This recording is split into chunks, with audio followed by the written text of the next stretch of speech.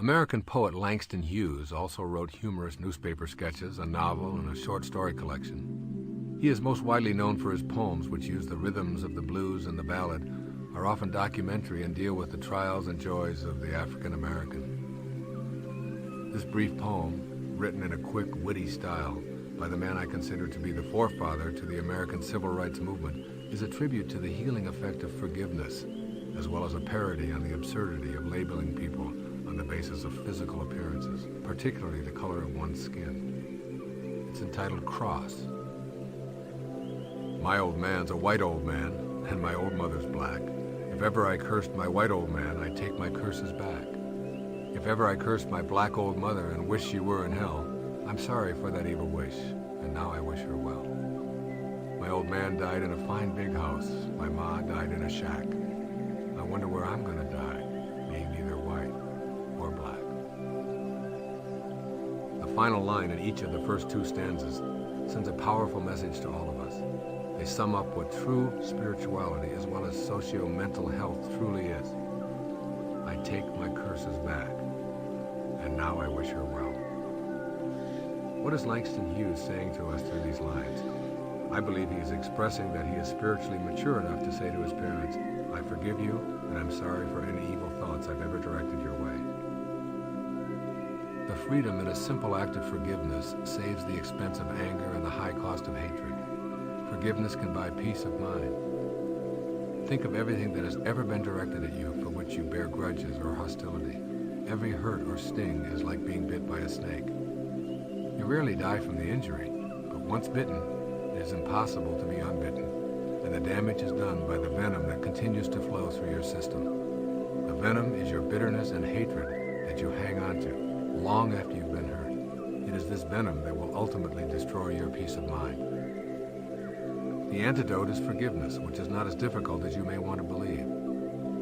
If you believe that forgiveness is a challenging and conflict-ridden act that you have to struggle with for a lifetime, I suggest quite the opposite is true.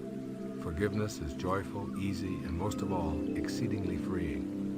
It relieves us of the burdens of resentment and past grievances. It is just another word for simply letting go. I speak here from my own personal experience, and it is perhaps why I am so attracted to this poem. My old man was a white old man who walked out of my life when I was an infant and never even bothered to make a phone call. Not once in his lifetime did he ever call to see how his 3 boys were faring. He spent some time in prison, drank excessively, was abusive to my mother and many other women, and died of cirrhosis of the liver at the age of 49 and was buried in a pauper's grave in Biloxi, Mississippi. I carried the burden of resentment and hatred until I was in my early 30s, when I went to his grave and said essentially the same thing that Langston Hughes said. I take my curses back. And in doing so, I literally transformed my own life. My writing began to click, my approach to my health improved significantly, my relationships shifted away from hostility and toward spiritual partnership, and most of all, I felt free from the burden of having that venom pumping through my veins. When we learn to pardon, we rise above those who have insulted or aggrieved us, and this act of forgiveness puts an end to the quarrel. The last stanza of Langston Hughes' poem speaks to the labeling process of identifying ourselves by our outward appearances. Søren Kierkegaard, the famed Danish theologian, remarked, "Once you label me, you negate me."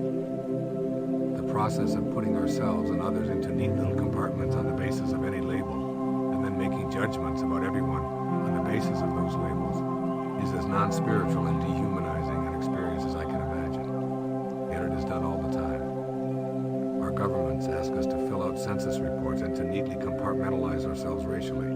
Funding is allotted on the basis of these distinctions, and prejudices are rampant because we tend to identify each other on the basis of what we can see with our eyes, rather than feel with our hearts. We know that we can exchange our inner organs and borrow each other's blood, and we know that our thoughts and our souls are colorless, yet we still need to put labels on ourselves on the basis of what is outside. We have a close friend who lives on Maui. His father is black and has long been separated from the family, and his mother is white. Like Langston Hughes, he has been raised by his mother and his grandmother. He once casually remarked to me that, being neither white or black, I really have no one to hate. There is much to learn from this observation. I love Langston Hughes' final 2 lines. They sum up the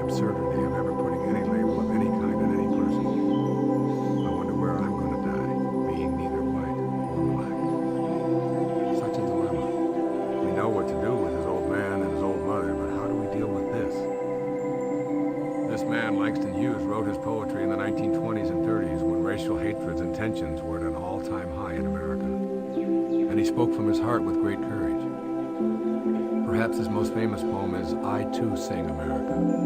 I reproduce it here for you to listen to as you consider these twin themes of forgiveness and labeling.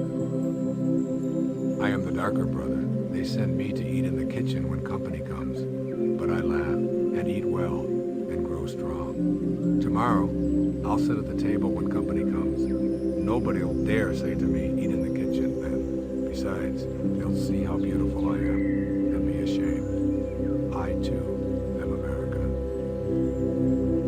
He reminds us from a generation or two back that we act shamefully when we apply labels to anyone. And he was correct. Tomorrow nobody will dare say, eat in the kitchen. And it is so because a man like Langston Hughes was able to laugh and grow strong and feel beautiful despite what anyone might say to the contrary. And yes, to be able to forgive. He reminds us that everyone is of equal value, as did William Blake, who also wrote of his disdain for prejudice and left his poetic reminder. In heaven, the only art of living is forgetting and forgiving. To put these ideas of Langston Hughes to work now in your own life, begin first to take stock of everyone who has ever wronged you in any way, regardless of how severe or recent it may have been, and make the choice to let go. Forgiveness is an act of the heart. Do it for yourself, to provide the antidote for the poison that you have allowed to circulate inside of you. And second, be aware that your parents and everyone else in your past did what they knew how to do, given the conditions of their lives. You can't ask any more of anyone. Perhaps you would not have done it that way, so learn from it. Forgiving